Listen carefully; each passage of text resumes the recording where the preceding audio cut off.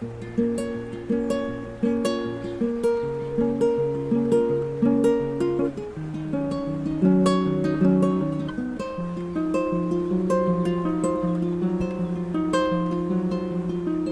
θα τέριαζε να ξεκινήσω αρνητικά. Τι δεν είναι ευτυχία, αλλά στη θετική της μορφή και έκφραση, περιεχόμενο, θα σας έλεγα ότι η ευτυχία είναι πρόσωπο. Και το πρόσωπο αυτό είναι ο Ιησούς Χριστός. Κατά αυτά δεν είναι ευτυχία οι καταστάσεις, τα γεγονότα, τα συμβαίνοντα, τα ιστορούμενα στην προσωπική ή γενικότερη ζωή ομάδων, κοινωνιών και πορείας εθνών. Είναι ένα πρόσωπο. Εκείνος. Ο Θεός από αγάπη έστειλε εκείνον. Και η ευτυχία θα μπορούσα να πω είναι η διαγραφή του χθεσινού χρέους. Είναι η συμπόρευση προς Εμαούς μαζί του, κοντά του, δίπλα του. Και ακόμα ένα χαμόγελο που αποτελεί την βεβαιότητα η αιωνιώτης, ο ουρανός να είναι μακάρια ελπίδα.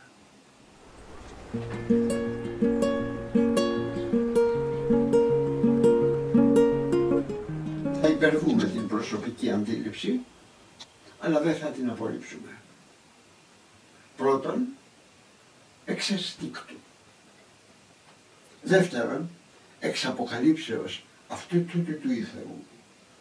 Τρίτον, είναι προϊόν λογικής έρευνας, αλλά είναι και κάτι περισσότερο, επιστημονικού στοχασμού, όπως προέρχεται ακόμα από την ιστορία, από τη μελέτη των επεμβάσεων του Θεού στο χώρο της διαδρομής των εθνών, στην ιστορία του κόσμου μας.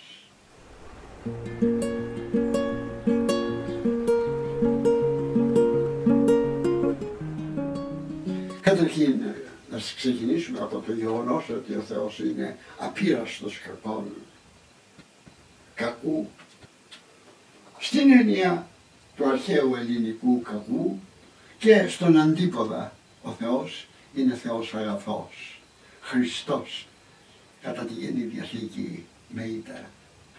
Απλά ο Θεός σέβεται ον ελεύθερος και πλαστουργεί σας ελεύθερον άνθρωπο, σέβεται την ανθρώπινη ελευθερία και τις συνειδησιακές της επιλογές. Θα αφήσει ελεύθερο τον άνθρωπο στην επιλογή του. Δεν είναι ο άνθρωπος μια παπαρούνα σε ένα απέραντο αγρό που όπως φυσάει ο άνεμος, οι παπαρούνες γέρνουν όλες προς μια κατεύθυνση, προς μια πλευρά. Κάθε άνθρωπος μπορεί να επιλέγει. Έχει την ικανότητα και την ευχέρεια να τοποθετείται. Ελεύθερα, επαναλαμβάνω, και συνειδησιακά. Ο Θεός ποτέ δεν τιμωρεί, αλλά απλώς, καθώς επεμβαίνει στην ιστορία, επαναλαμβάνω, προσώπων, ομάδων, μέσα στην ελευθερία με την οποία ο Θεός αγαπάει, παράλληλα και παιδαγωγεί.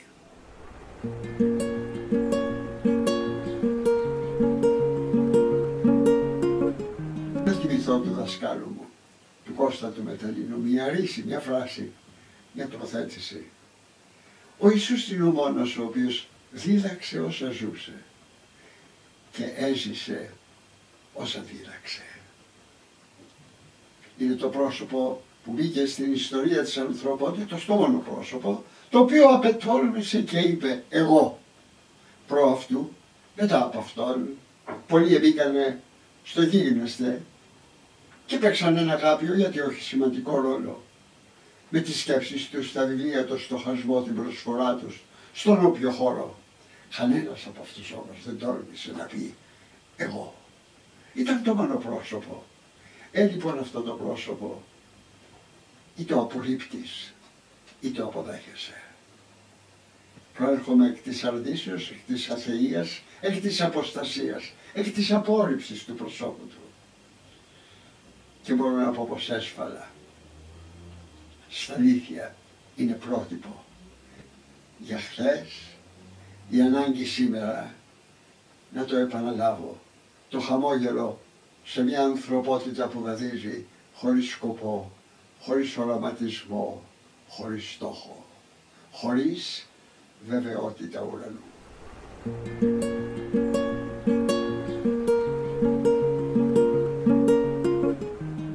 Θα μπορούσα να πω, να ομολογήσω, να μαρτυρήσω πως η μεγαλύτερη αλλαγή ήταν και είναι η εσωτερική μου μεταμόρφωση. Θα έλεγα οι λογικές μου επιλογές, οι πνευματικές, νέες, καινούριες, άγνωστες μέχρι την γνωριμία μου κατευθύνσεις. Ικανοποίησε την λογική μου. Εκάλυψε τα κενά μου. Ήταν το πρόσωπο εκείνο που άσκησε μια ριζική μεταβολή στην πορεία της ζωής μου.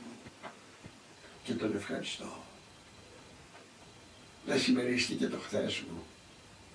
Δεν είναι στο σήμερα. Απλά με εκάλεσε εκ του σκότους στο φως.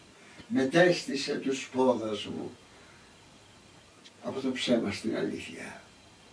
Μου έδωσε πλέον αυτό που τόσο ακούγεται, αλλά για μένα έχει μια εξειδικευμένη αλήθεια, μια ουσία, περιεχόμενο. Εντοπίζω τώρα τον εαυτό μου και μετανοώ βαθιά, πάρα πολύ βαθιά, για τα χρόνια της άγνοιας, για τα χρόνια της απόρριψης, για τα χρόνια που ήμουν κάπου εδώ. Μπορείτε να γράψει κανείς σελίδες αστείες, ήμουν πολεμιός του. Τον ευχαριστώ πολύ.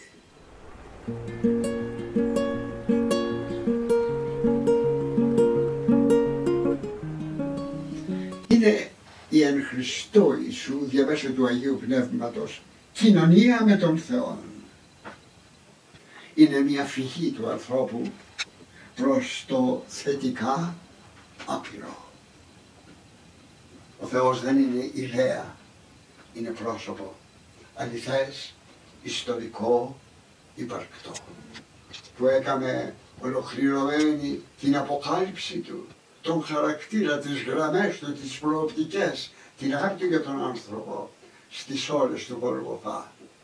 Μόνον ατενίζοντας το πρόσωπο την ώρα του Σταυρού του Χριστού, τότε μόνον μπορείς να συνθέσεις μέσα σου όλες εκείνες τις γραμμές που απαρτίζουν τον χαρακτήρα, το είναι, την αγάπη του Θεού για τον άνθρωπο.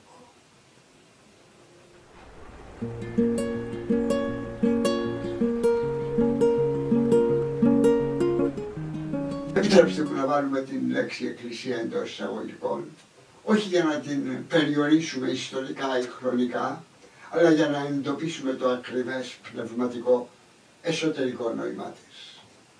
Προσωπικά πιστεύω ότι η επίδραση, η σχέση, ο ρόλος της Εκκλησίας, διιστορικά, παγκόσμια, είναι ακριβώς εκείνη του αλατιού.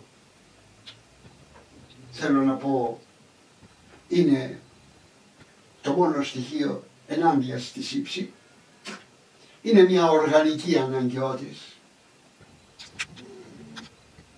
Η άναλος δίαιτα, ξέρετε που μπορεί να οδηγήσει.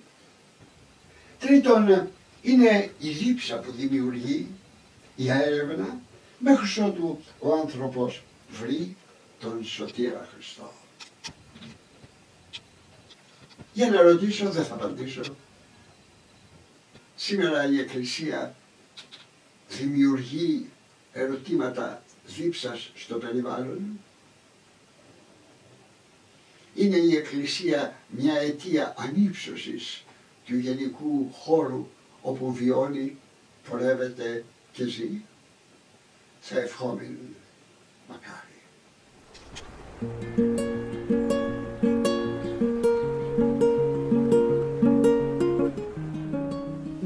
Θα πρέπει να είμεθα επιφυλακτικοί μου μικρογιώτα.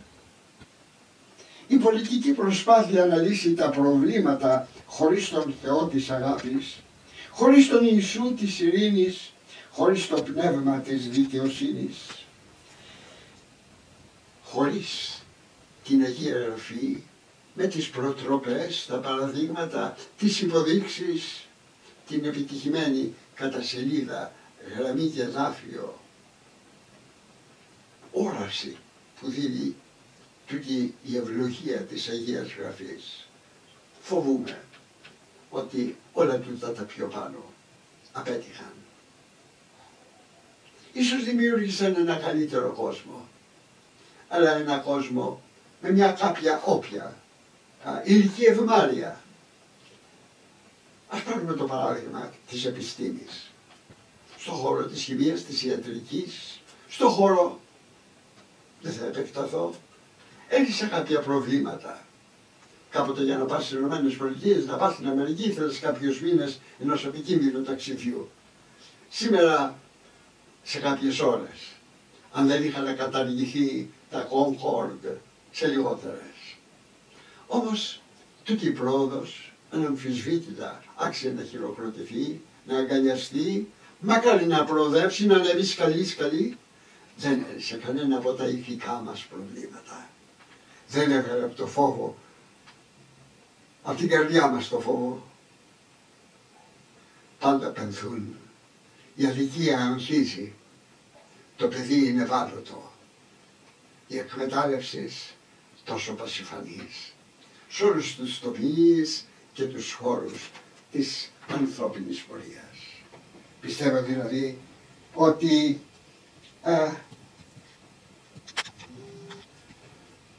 χαιρόμαστε για την επιστήμη. Προτρέπουμε τα παιδιά μας, στο μέτρο του χωρατού, όχι όλα φυσικά, να γίνουν επιστήμονες, καλοί επιστήμονες. Αλλά αυτό εκουδενή σημαίνει ότι θα γίνουν και αυτό που θα μπορούσε κανείς να αποκαλέσει καλοί άνθρωποι.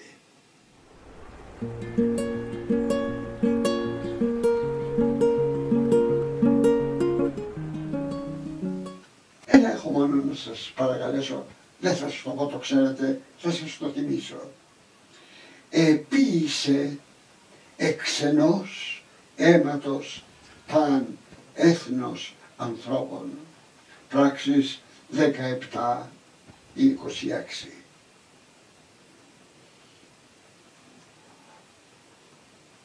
Το αίμα είναι κόκκινο για όλους τους ανθρώπους. Η επιδερμίδα, το σχήμα των ματιών, η φυσιογνωμική υποτύπωση. Δεν σημαίνει τίποτα. Ο Ιησούς ήρθε, σωθήνε πάντα άνθρωπον πιστεύοντα εις Αυτόν.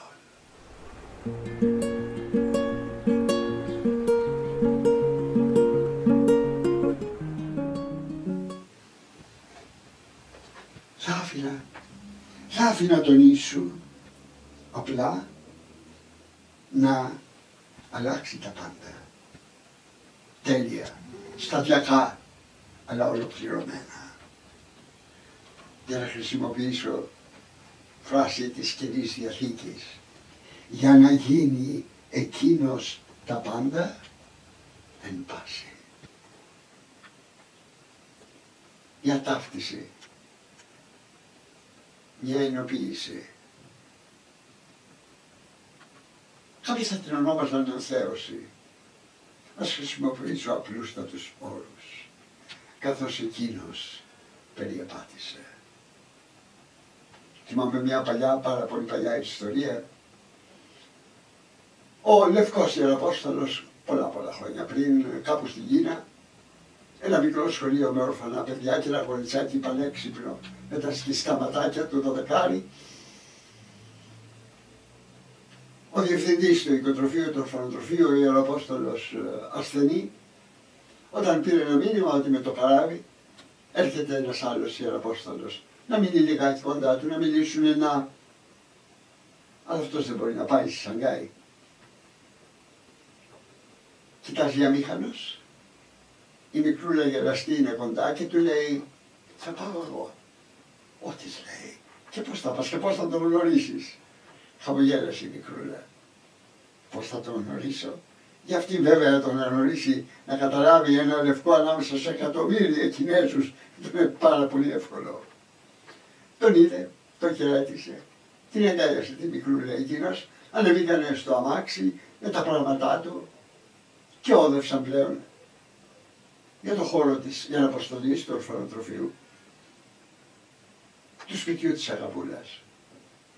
Στον δρόμο εκείνος, αυτή ήξερε θαυμάσια η Εγγλέζικα, η μικρή, της έλεγε για ένα πρόσωπο. Θα σου πω για ένα πρόσωπο, της λέει. Και άρχισε να της ζωγραφίζει, να της σκιαγραφεί το πρόσωπο του Ιησού Χριστού. Η Κινησούλα χαμογελούσε συγκαταβατικά και τον άφηνε να συνεχίζει. Πρέπει να φτάνει πάντα το τέλος, έφτασαν στις διαδρομής και εκείνος αμήχανος τη ρώτησε, συγγνώμη λέει, μα κατάλαβες τόση ώρα για ποιον σου μιλάω? Και εκείνη του είπε, για το δάσκαλο. Εννοούσε το διευθυντή του οικοτροφείου. Εκείνος έμεινε έκπληκτος. Έσκυψε το κεφάλι. Δεν το ξέχασε ποτέ. Υπήρξε ένας άνθρωπος, ο οποίος είχε ταυτίσει τη ζωή του, το ήθος, το χαρακτήρα, τις ενέργειες της στράτης, στην καθημερινότητά του, λεπτό με λεπτό, με εκείνην του Ιησού Χριστού, του Κυρίου. Ο επισκέπτης μιλούσε για τον Κύριο και η μικρούλα κατάλαβε πως μιλούσε για τον δάσκαλο, τον διευθυντή, το πρόσωπο που την αγαπούσε. Ναι, τούτη είναι η επιπόθησή μου, να τον αφήσω, να δουλέψει μέσα μου. Στο ποσοστό που θα θελήσει, θέλει πολύ, τον αφήνω ελάχιστα να του μοιάσω.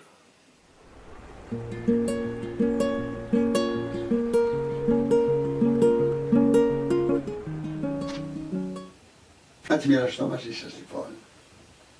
Μείνατε στο σταυρό του Χριστού.